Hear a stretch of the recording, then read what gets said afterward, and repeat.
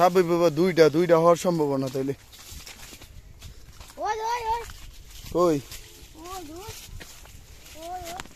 এই যে এটা মনে হয় আবার ছোট তাই না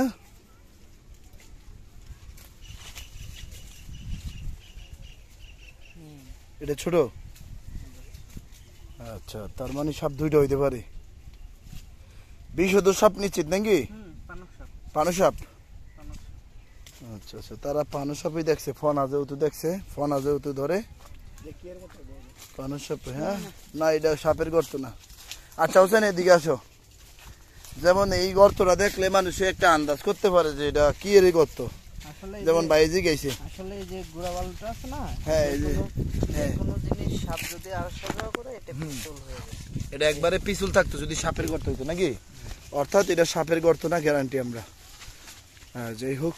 দর্শক ইটের ভিতরে ইটের সাথে পাওয়া গেছে একটা সলম আর প্রান্তে একটা সলম পাওয়া গেছে তো আমরা মোটামুটি অনেকটাই আশাবাদী যে বাড়িটার মধ্যে সাপ পাওয়া যাওয়ার সম্ভাবনা বেশি ইনশাল্লাহ হোসেন সলম যেহেতু পাইছি আলামত পাইছি সাপ পাওয়ার কতটুকু নিশ্চয়তা আছে নিশ্চিত আছে আসলে যেই দেখা যাচ্ছে সাপ ইনশাআল্লাহ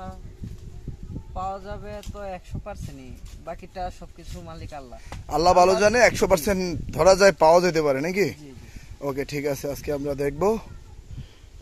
কি কি করতে হবে এই ইটগুলো প্রাথমিকভাবে সরাইতে হবে নাকি ইটের চিপা থেকে অনেক সাপ ধরছি আমরা অনেক যে ডিম নিয়ে বসে ছিল নাকি আজকের সাপটা অবশ্য ডিম নিয়ে বসে থাকছে না এনেও সলম আছে জায়গা জায়গায় সলম নাকি ও আচ্ছা আচ্ছা